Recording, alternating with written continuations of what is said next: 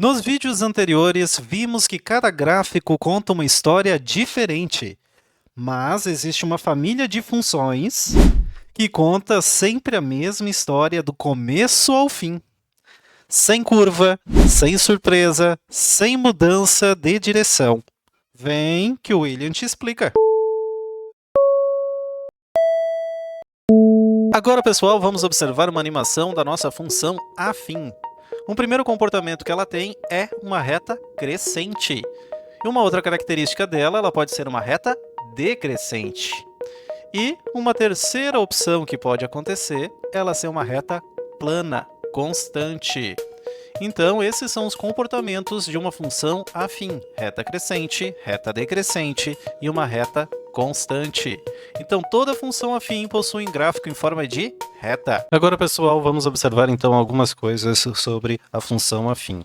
Vamos botar então que nós temos y igual a x. Nós temos uma função então que ela vai ser linearmente proporcional entre x e y no modo crescente. Agora, se colocarmos então o nosso x como negativo, veja então que agora a nossa função ela vai ser, conforme vai aumentando o x, ela vai tender ao y sempre negativo, né? Cada vez mais negativo. Agora, se nós vamos passar ele para positivo novamente, e se nós somarmos uma constante, o que vai acontecer? A constante que nós somarmos vai ser o momento em que ele vai cruzar, vai ser o valor que ele vai cruzar aqui no eixo y, né? Então esse é o valor. Veja que no valor contrário vai ser aonde ele vai passar, então, o seu zero. Algumas particularidades aqui. Outra coisa interessante é o quê? Se nós não tivermos x, o que significa isso? Então, uma reta constante. Olha só. Então, quando nós falamos que y é igual a 2, y é uma constante. Agora, quando nós falarmos que y é igual a zero, y é igual a zero para sempre, ou y é igual a menos 1. Então, nós temos uma constante no gráfico igual ao y igual a menos 1. Simples assim. Agora, vamos trabalhar um pouquinho aqui com a nossa função afim. Vamos botar, então, um x negativo, menos 1, os dois negativos. Veja, então, o que vai acontecer. Nós temos o cruzamento, então, no eixo y, em menos 1, que é o valor que nós colocamos, e ele tem uma raiz, que também vai ser menos 1, que é o valor aonde vai ser o valor de x aqui possível, né? Que é onde ele cruza o eixo x. Agora aqui do Wolfram, o que nós podemos trazer de diferente, então, da nossa função de reta? O que nós podemos fazer? Vamos colocar aqui menos x, menos 1. O que o Wolfram vai nos mostrar? Veja que o Wolfram nos mostra o gráfico, né? Ele mostra umas formas alternativas de mostrar a nossa função, e ele vai nos mostrar qual que é a raiz é menos 1, que é onde ele cruza então o eixo x, e ele vai mostrar aqui o domínio e a imagem, né? Todos os reais, todos os reais. Então o Wolfram acaba sendo bem útil aqui também para a interpretação da nossa função. Se quisermos brincar aqui um pouquinho, né? Vamos botar um x menos 10, olha só, vai ser a mesma lógica.